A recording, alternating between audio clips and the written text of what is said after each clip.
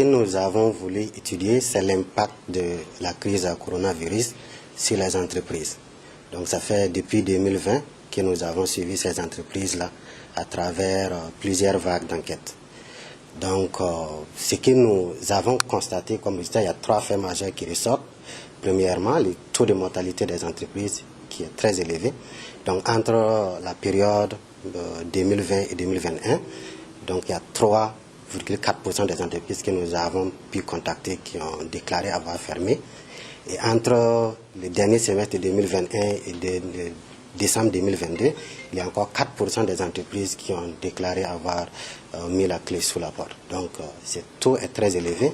Il faut ajouter qu'il y a beaucoup d'entreprises que nous n'avons pas pu contacter pour raison de non-fonctionnalité des numéros. Et on a de sérieuses raisons de penser que ces entreprises-là aussi peuvent avoir se fermer.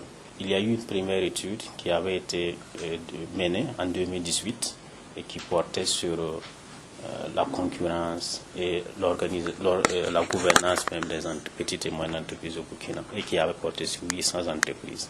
C'était la période avant la crise Covid. Donc par la suite, quand il y a eu la crise, l'idée est venue de suivre encore ces mêmes entreprises pour essayer de comprendre comment, en fait, les mesures sanitaires qui ont été prises par les différents gouvernements, à savoir les restrictions de voyage, les fermetures de frontières, affectaient en fait la dynamique des entreprises. Mais d'un autre côté, les gouvernants ont essayé aussi de mettre en place des mesures d'accompagnement. Par exemple, au Burkina, il y a eu le Free Covid, le fonds de relance post-Covid. Donc, il y avait 2 fonds. Il y avait un pour les très petites entreprises qui étaient gérées par la FPPME, et puis il y avait des fonds pour les grandes entreprises qui étaient gérés par l'Association des professionnels des banques. Donc les processus d'avoir ces fonds étaient différents.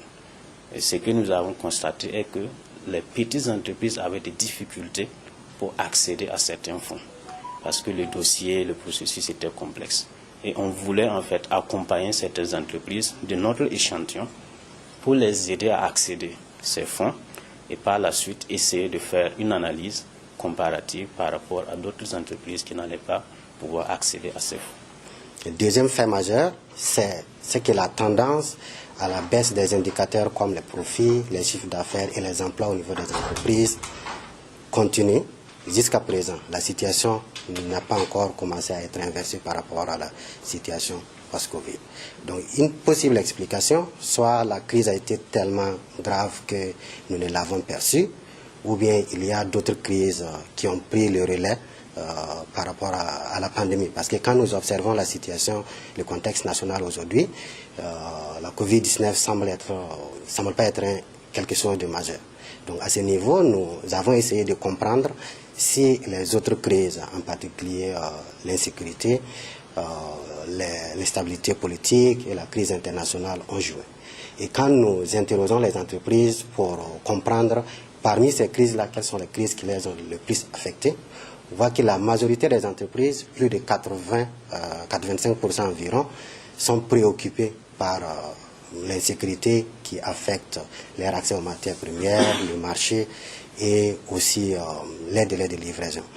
Donc la Covid-19 devient seulement en deuxième position, mais un fait surprenant, c'est que l'instabilité politique, en particulier les coups d'État, il y a plus de 50% des entreprises qui citent ces facteurs-là comme des facteurs qui ont joué sur leur accès, sur les activités. Et la crise internationale devient en troisième position, la crise en Ukraine, qui semble avoir aussi joué un rôle, surtout sur l'augmentation des coûts de matières premières. On a pu obtenir, donc, on a pu apprécier comment la crise a influencé les chiffres d'affaires, l'évolution des emplois et même l'évolution de leurs profits. Mais par la suite, donc, il y a eu une recrudescence des crises et il n'y a pas eu que du Covid. La situation sécuritaire s'est dégradée davantage. Il y a eu des conflits au niveau international, notamment le conflit en Ukraine.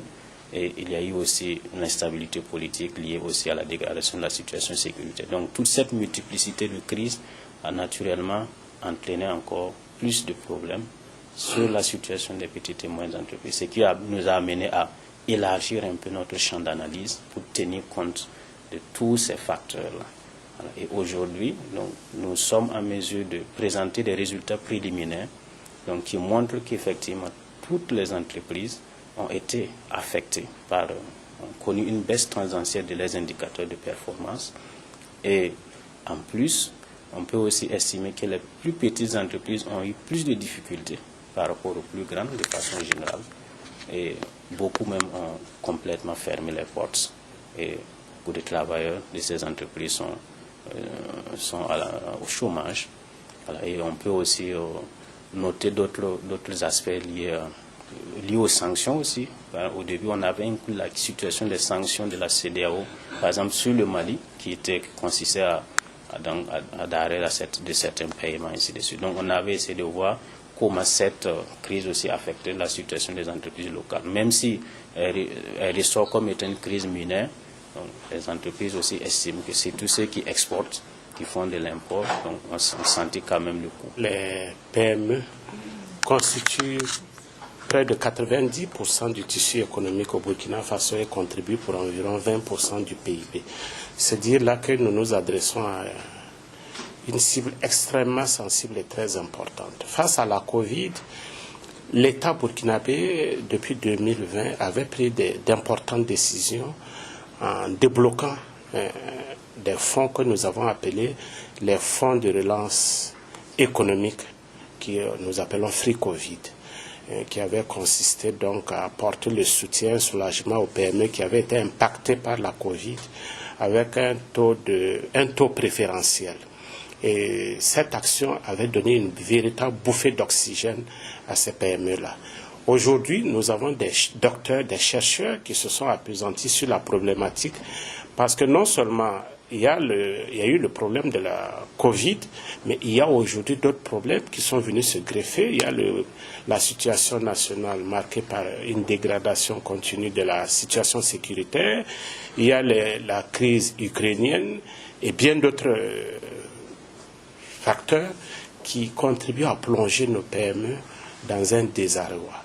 Que nous ayons des chercheurs de l'université des universités burkinabées, avec leurs collègues des autres universités américaines et d'autres instituts de recherche qui aient pris le temps de se pencher sur la problématique est d'un intérêt particulier et c'est à saluer. Vous savez, l'AFP-PME, comme son nom l'indique, c'est l'agence de financement de promotion des petites et moyennes entreprises. Ça veut dire que tout ce qui touche aux PME nous touche. Et donc des questions éminemment importantes évoquées, soulevées par des chercheurs qui ont mené des recherches, des travaux pendant plusieurs années, qui soient aujourd'hui au stade de conclusion, de restitution de leurs résultats, de leurs recherches, nous sommes tout à fait satisfaits et nous attendons avec impatience ces résultats-là pour pouvoir les implémenter et aider nos PME à rebondir.